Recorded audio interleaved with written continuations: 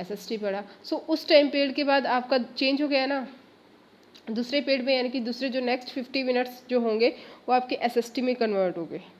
सो ये हमारा जो जिस तरीके से उस टाइम में चेंज हुआ, इसी तरीके हिस्ट्री में भी चेंज होता है कि जो एंशियंट हिस्ट्री थी उसमें जो ह्यूमन बीइंग है वो किस तरीके से रहता था, हंटर गैदरर्स था, उसके बाद में उसने एक परमानेंट सेटलमेंट स्टार्ट करी, फायर इन्वेंशंस, व्हील इन्वेंशन, सो वो सारी चीज़ें। उसके बाद मेडिवल में क्या हुआ था, पेन रिलीजन्स हो गए, दिल्ली सल्तनत हो गई और दूसरे सारे उन चीज़ों के बारे में पढ़ेंगे। फिर उसके बाद जो है मॉडर्न हिस्ट्री में क्या है, जितने भी न्यू इन्वेंशंस हैं, ब्रिटिशर्स हैं या जितने भी न्यू रूलर्स हो गए, सो ये सारी चीज़ें उसमें डिस्कस करेंगे। सो ये जो मेनली बेस्ड होते हैं वो होते हैं सोशल एंड इकोनॉमिक ऑर्गेनाइजेशंस होती हैं जो चेंज हो चुकी है, वही हमारे इसका रीज़न होती है।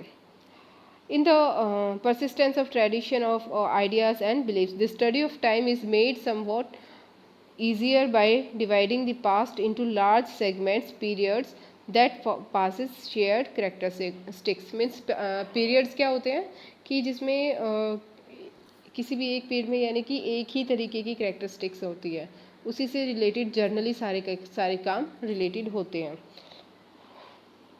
Then In middle of the 19th century, British historian divided the history of India into 3 periods.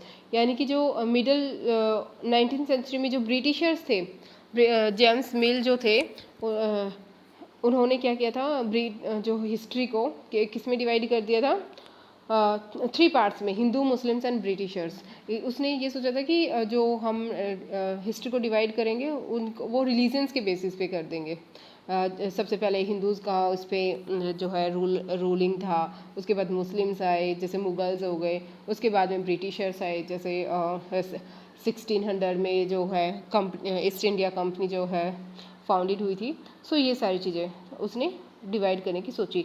The division was based on ideas that the religion of ruler was the only important historical idea. But क्या उस time पे जब Hindus ने India पे rule कर रहे थे, क्या सिर्फ हिंदू ही रूल कर रहे थे? क्या दूसरे लोग उनका कोई वैल्यू नहीं था? क्या दूसरी जगह पे दूसरे रूलर्स नहीं थे? और जब मुस्लिम्स जब रूल कर रहे थे तो क्या दूसरे एरियाज़ में सिख नहीं थे? पंजाब में सिख थे, उस टाइम पे महाराष्ट्र में मराठास थे, तो क्या हम सिर्फ मुगल्स को ही कंसिडर करेंगे? या फिर दूसरे को कोई भी काम हो रहा था तो क्या वो सारे के सारे यूज़लेस थे? सो ये सारे तीनों की तीनों बेसिस बिल्कुल बेसलेस है। इनको हिंदू, मुस्लिम और ब्रिटिश में डिवाइड करना बिल्कुल सही नहीं है। सो and that there were no other significant development, so such a division also ignored the rich diversity of the subcontinent. Means वो जो डिवीज़न है वो सही नहीं है हमारे सब कॉन्टिनेंट के लिए, इंडिया के लिए। अब इसमें few historians follow the periodization today. Most look the economic and social factors of characteristics, the major element of different movements of the past. The historians are read last year include a wide range of early societies.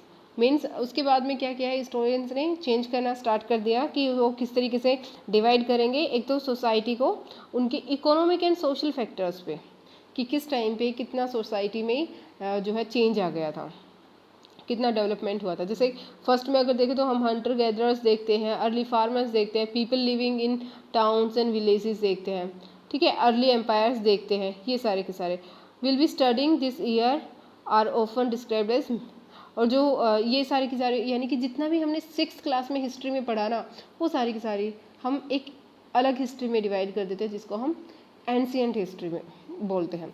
अब हमने 6th class में क्या क्या पढ़ा था, जैसे अशोका के बारे में पढ़ा था और जितने भी इंडस वैली सिविलाइजेशन के बारे में पढ़ा था, तो वो सारी की सारी हमारी एंशिएंट में आ जाती है हिस्ट्री में। उसमें हमने समुद्रगुप्ता के बारे में भी पढ़ा था, हर्षवर्धन के बारे में भी पढ़ा था, चंद्रगुप्त मौर्य के बारे में भी पढ़ा था। सारा का सारा मतलब कि वो वाला पार्ट हमारा एंशिएंट में आता है। अब इसके बाद जो है हमारा आता है जैसे कि हम अब दिल्ली सल्तनत के बारे में पढ़ेंगे, मुगल्स के बारे में पढ़ेंगे, मराठास के बारे में पढ़ेंगे 7th क्लास। सो ये सारा का सारा हमारा मेडिवल हिस्ट्री में आता है। उसके बाद जो हमारे जिसमें क्या था, sometimes at the cost of pastoral and forest people, the development of Hinduism and Islam as were major religion and the arrival of European trading companies. ठीक है, these 1000 years of Indian history witnessed considerable, बहुत सारे changes इसमें हुए थे. 16th 18th century जो है different थी बहुत ही 8th और 11th सेंचुरी से. तो इस पीरियड को हम किस में डिसाइड करेंगे कि हम इसको मेडिवल में बोलते हैं. उसके बाद में जितना भी during this 1000 years the society of the subcontinent were transferred often and economic in several religions reached a level of prosperity that attract the interest of European trading companies. यानी कि इतना ज़्यादा डेवलपमेंट हो चुका था इस टाइम पे कि जो यूरोपियन कंट्रीज़ है यहाँ पे आके अपना ट्रेडिंग